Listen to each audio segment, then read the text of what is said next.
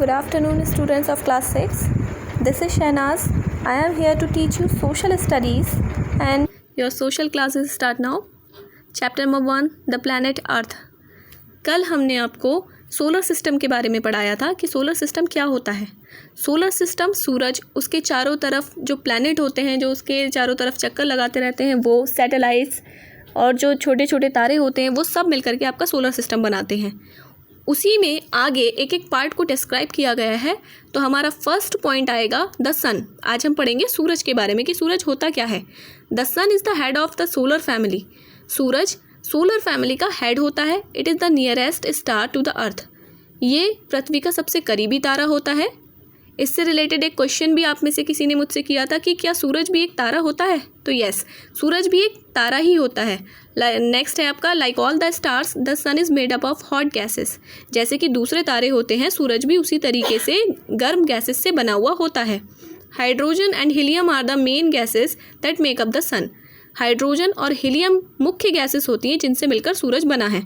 The moving cloud of these gases is known as nebula.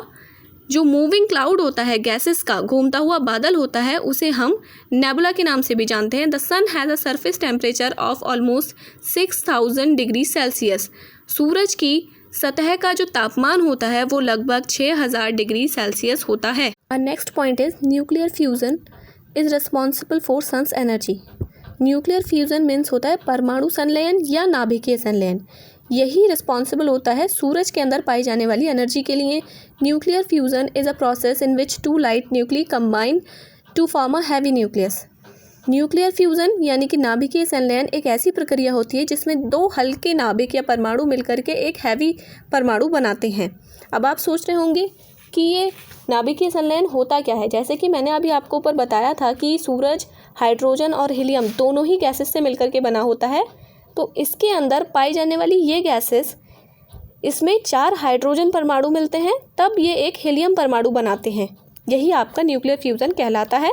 सो ये आपका clear हो गया कि अब न्यूक्लियर फ्यूज़न क्या होता है और कैसे होता है। अब हम अपने नेक्स्ट पॉइंट पर आएंगे। The distance of the sun from the earth is about 150 million kilometre. सूरज से पृथ्वी की दूरी लगभग 150 लाख किलोमीटर है।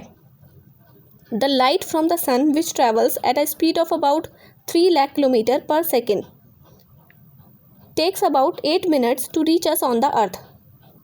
जब सूरज की रोशनी जो लगभग 3 लाख पर सेकेंड की स्पीड से ट्रैवल करती है, उसे पृथ्वी पर पहुंचने में लगभग 8 मिनट लगते हैं।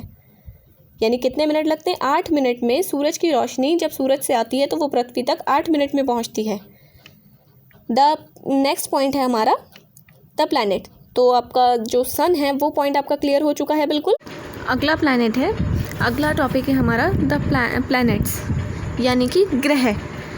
All the 8 planets of our solar system, Mercury, Venus, Earth, Mars, Jupiter, Saturn, Uranus and Neptune, revolve around the sun in fixed paths known as orbits. हमारे सौर मंडल के सभी 8 ग्रह, जैसे मरकरी जिसे हम बुध भी कहते हैं, वीनस शुक्र, अर्थ पृथ्वी, मार्स मंगल, जुपिटर बृहस्पति, सैटर्न शनि ग्रह, यूरेनस यानी कि अरुण ग्रह और नेपट्यून आपका 8वां ग्रह होता है सौरमंडल का और जो सूरज से सबसे ज़्यादा दूर होता है। Revolve around the sun in fix paths. ये चक्कर लगाते रहते हैं सूरज के चारों ओर एक फिक्स रास्ते पर, और वो चीज़ आपकी ऑर्बिट्स कहलाती है। जिस रास्ते पर वो चक्कर लगाते रहते हैं सूरज के, उस रास्ते को हम क्या कहते हैं? ऑर्बिट्स या कक्षाएं भी कह सकते हैं। They also rotate on their own axes. ये रोटेट करते हैं या घूमते हैं, अपनी ही धुरी पर ये घूमते रहते हैं। While revolving around the sun, जब ये सूर्य की परिक्रमा करते हैं। All the planets are spherical in shape.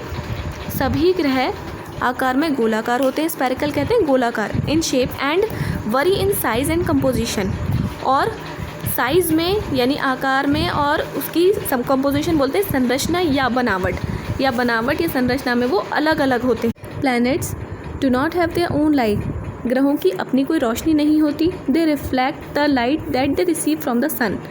वे उसी रोशनी को रिफ्लेक्ट करते हैं जो उन्हें सूरज से मिलती है।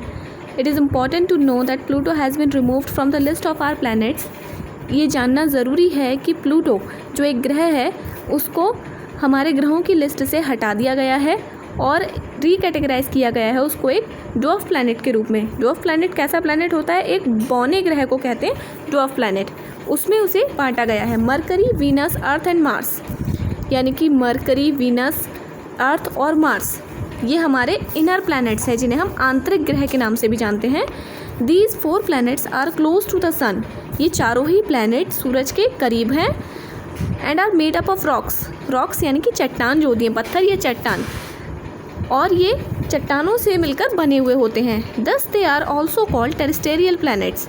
इसीलिए इनको टेरेस्टेरियल प्लैनेट्स या फिर स्थलीय ग्रह के नाम से भी जाना जाता है। For example the earth like planets. Example के लिए जैसे कि पृथ्वी जैसे ग्रह जो होते हैं उन्हें हम इसी टाइप के टेरेस्टेरियल प्लैनेट्स में जानते हैं।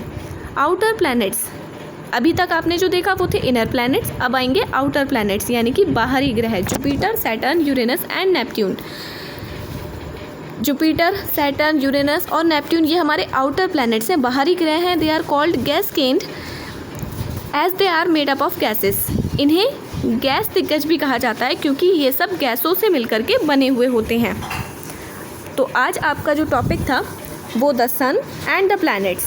आपने सूरज और ग्रहों के बारे में पढ़ा। हम अपनी अगली क्लास में और प्लैनेट्स या अर्थ यानी कि पृथ्वी के बारे में पढ़ेंगे, जो हमारा प्लैनेट है जिस पर हम रहते हैं उसके बारे में हम पढ़ेंगे, जिसमें बहुत सारी चीज़ें ऐसी होंगी जो आप शायद नहीं जानते होंगे, जो आगे जब हम पढ़ाएंगे तो आपको वो चीज़ें क्लियर भी हो जाएंगी। सो आज के लिए इतना ही। That's all. Good bye.